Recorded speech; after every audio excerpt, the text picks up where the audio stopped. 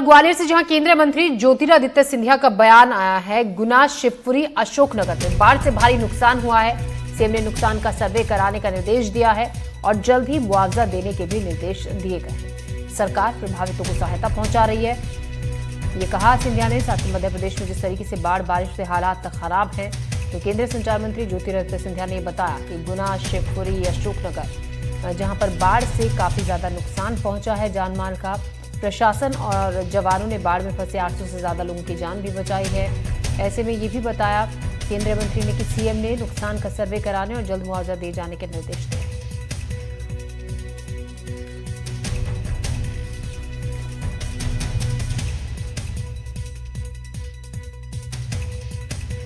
हमारे आर्मी के जवानों ने बचाई है शिवपुरी में, करीब 300 लोगों की जान गुना में बचाई है, करीब 150 लोगों की जान अशोकनगर जिले में बचाई।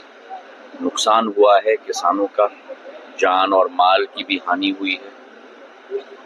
22 जानें शिवपुरी जिले में गई हैं, करीब 7 जानें गुना जिले में गई हैं। बहुत सारे मकान भी क्षतिग्रस्त हुए हैं और मुख्यमंत्री ने स्वयं प्रशासन को आदेशित किया है कि जल्द से जल्द मुआवजा पहुंचाने की पूरे निर्देश दिए गए हैं।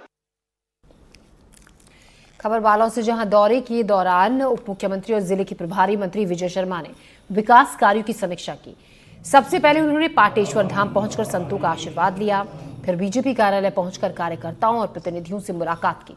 इस दौरान उन्हें सैकड़ों जन समस्याएं, विकास की मांग और योजनाओं से जुड़े आवेदन मिले, जिसके बाद विजय शर्मा जिला कार्यालय पहुंचे, जहां लगभग 3.5 घंटे तक मैराथन समीक्षा बैठक में उन्होंने जिले में चल रहे विकास कार्यों की विस्तार से समीक्षा की। अफसरों को काम में तेजी लाने के लिए फटकार भी लगाई।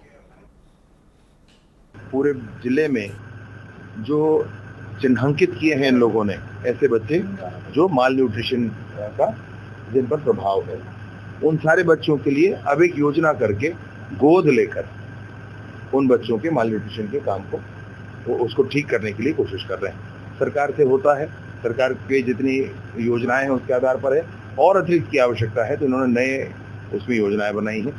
इसके अतिरिक्त पुलिस प्रशासन पर पीएचई के काम के, पीडब्ल्यूडी के काम के, इरिगेशन के काम के अनेक ऐसे कार्यालय हैं जो बालोद जिला बन जाने के बावजूद दुर्ग में हैं। उन कार्यालयों को बालोद में वापस लेकर आना, इन सारे ही विषयों पर चर्चा हुई है। इसका प्रारंभिक प्रारूप बनाकर भेजा जाएगा, फिर हम सब लोग फॉलो भी करेंगे।